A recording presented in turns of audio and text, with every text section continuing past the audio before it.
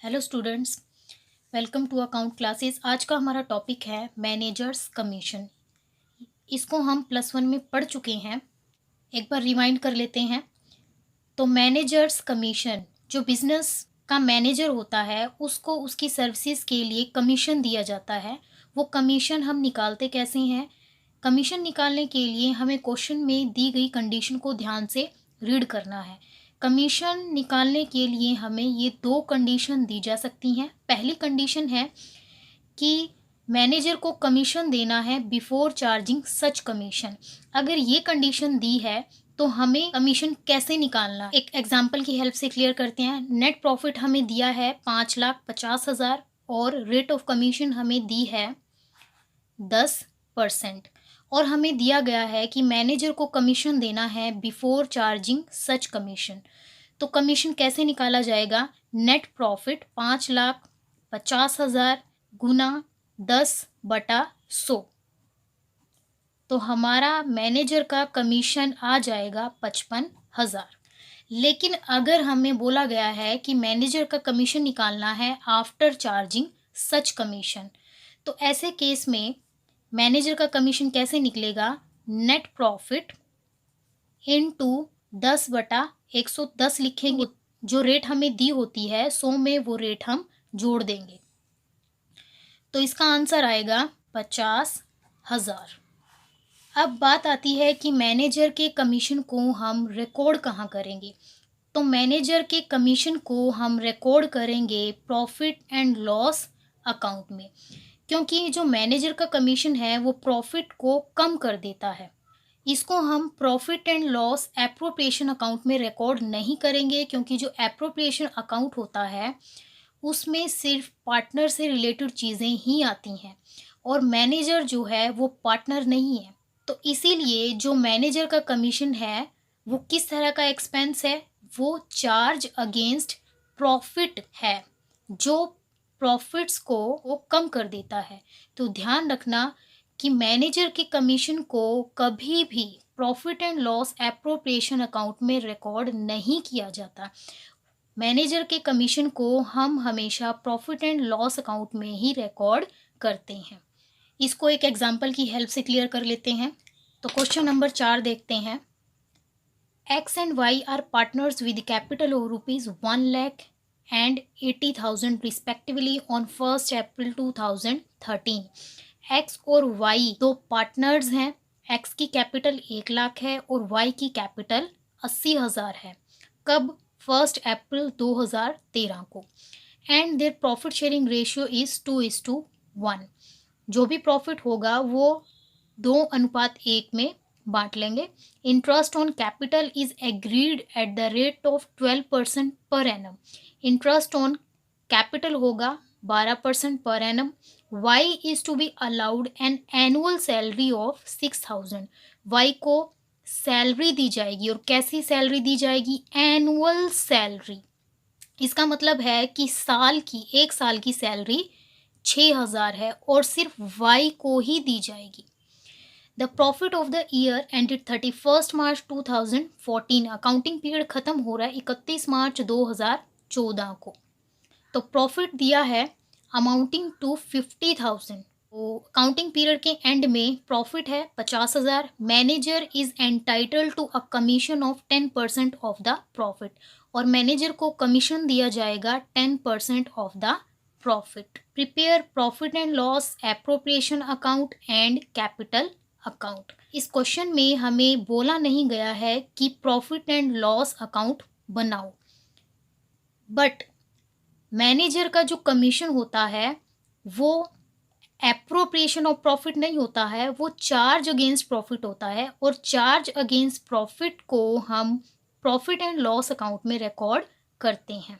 अब इस क्वेश्चन में हमें मेंशन नहीं किया गया है कि मैनेजर का जो कमीशन है वो बिफोर चार्जिंग सच कमीशन है या आफ्टर चार्जिंग सच कमीशन है।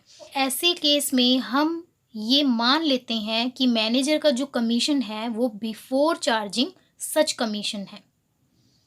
तो इस क्वेश्चन को हम बिफोर चार्जिंग सच कमीशन मान के सॉल्व करेंगे। तो सबसे पहले प्रॉफिट एंड लॉस अकाउंट बनाएंगे हम। तो अकाउंटिंग पीरियड का एंड हो रहा है 31 मार्च 2014। ये डेबिट साइड है और ये क्रेडिट साइड है। प्रॉफिट एंड लॉस अकाउंट एक नॉमिनल अकाउंट है और नॉमिनल अकाउंट कहता है debit all the expenses and losses. तो प्रॉफिट एंड लॉस अकाउंट में यहाँ का हमें प्रॉफिट दिया गया है 50,000 और इस 50,000 के ऊपर हमें मैनेजर का कमीशन देना है और मैनेजर का जो कमीशन है वो प्रॉफिट को कम कर देता है, तो हमारे लिए वो एक्सपेंस है। हर एक्सपेंस को हम डेबिट की तरफ रिकॉर्ड करेंगे। तो यहाँ लिखेंगे टू मैनेजर्स कमीशन। तो मैनेजर का कमीशन हम कैसे निकालेंगे? प्रॉफिट नेट प्रॉफिट गुना रेट हमें दी है 10%, 10/100। तो मैनेजर का कमीशन आएगा 5,000। इस अकाउंट का आप टोटल कर लेंगे। 50,000 क्रेडिट साइड का टोटल है, 50,000 इधर भी कर लेंगे। क्रेडिट साइड के टोटल में से डेबिट साइड के टोटल को अगर हम घटाते हैं तो बचेगा 45,000। और ये जो प्रॉफिट है इसको हम कहाँ डालते हैं? प्रॉफिट एंड लॉस अकाउंट का जो बचा हुआ नेट प्रॉफिट है उसको हम डालते हैं profit and loss appropriation account में। तो यहाँ पे लिखेंगे to profit transfer to profit and loss appropriation account. अब हम एप्रोप्रिएशन अकाउंट बनाएंगे। तो एप्रोप्रिएशन अकाउंट को शुरू करने के लिए हमारे पास प्रॉफिट होना ज़रूरी है। तो वो प्रॉफिट हम कहाँ से लेंगे? जो अभी अभी हमने प्रॉफिट एंड लॉस अकाउंट बनाया है इसका जो बचा हुआ प्रॉफिट है 45,000, इसको हम एप्रोप्रिएशन अकाउंट में क्रेडिट की तरफ ट्रांसफ़र कर लेंगे यहाँ पे। तो by profit and loss account, तो प्रॉफिट बचा है हमारा 45,000। तो क्वेश्चन में हमें एक्स और वाई के कैपिटल अकाउंट दिए हैं 1,00,000 और 80,000 और इसके ऊपर हमें इंटरेस्ट निकालना है 12%। 1,00,000 के ऊपर 12% 12,000 और 80,000 के ऊपर आ जाएगा 12×8 = 9600। तो यहाँ लिखेंगे to interest on capital X और वाई। एक्स का जो इंटरेस्ट है वो है 12,000 और वाई का आया है 12×8 = 9600। इन दोनों का टोटल हम कॉलम में लिखेंगे 21,600। क्वेश्चन में मेंशन किया गया है कि वाई को एनुअल सैलरी दी जाएगी 6,000। तो टू वाइज सैलरी 6,000। जो भी चीज़ें हमें दी गई थी हमने सब डाल ली। क्वेश्चन में कोई इंटरेस्ट ऑन ड्राइंग नहीं है, कोई कमीशन नहीं है। तो अब इसका टोटल करेंगे 45,000, इसका भी टोटल होगा 45,000। क्रेडिट साइड के टोटल में से अगर हम डेबिट साइड का टोटल माइनस करेंगे तो बचेगा 17,400। तो ये जो बचा हुआ प्रॉफिट है इसको हम डाल देंगे कैपिटल अकाउंट में। To profit transfer to capital account.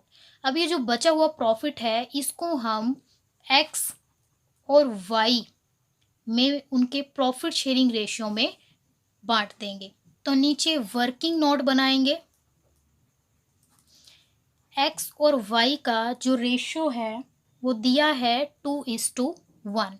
तो एक्स का हिस्सा आएगा 17,400 में से एक्स का हिस्सा है 2 बटा टोटल 3।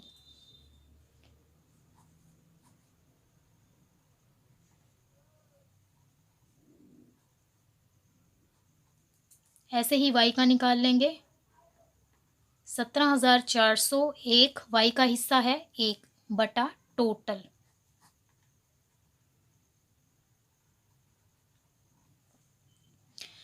अब इसको हम एप्रोप्रिएशन अकाउंट में लिखेंगे। इसके हिस्से आया है 11,600 और वाई के हिस्से आया है 5,800।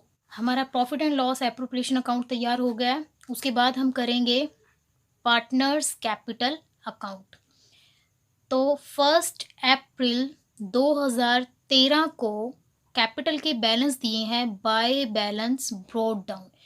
तो एक्स और वाई ने बिजनेस को शुरू नहीं किया है, तो इसलिए हम यहाँ पे बाय कैश या बाय बैंक नहीं लिखेंगे। तो पिछले साल का जब बैलेंस दिया होता है तो हम लिखते हैं by balance brought down. X का बैलेंस है 1,00,000 और वाई का बैलेंस है 80,000। अब एप्रोप्रिएशन अकाउंट की डेबिट साइड की चीज़ों को हम कैपिटल अकाउंट में क्रेडिट साइड रिकॉर्ड करेंगे। तो bye interest on capital, x का इंटरेस्ट है 12,000 और वाई का इंटरेस्ट है 9600। बाय सैलरी, सैलरी सिर्फ वाई को मिलेगी, एक्स की कोई सैलरी नहीं है और वाई की है 6,000। By profit and loss appropriation account, x के हिस्से आया है 11,600 और वाई के हिस्से आया है 5,800। ये जितनी भी इंफॉर्मेशन हमें दी गई थी वो सारी हमने डाल दी है।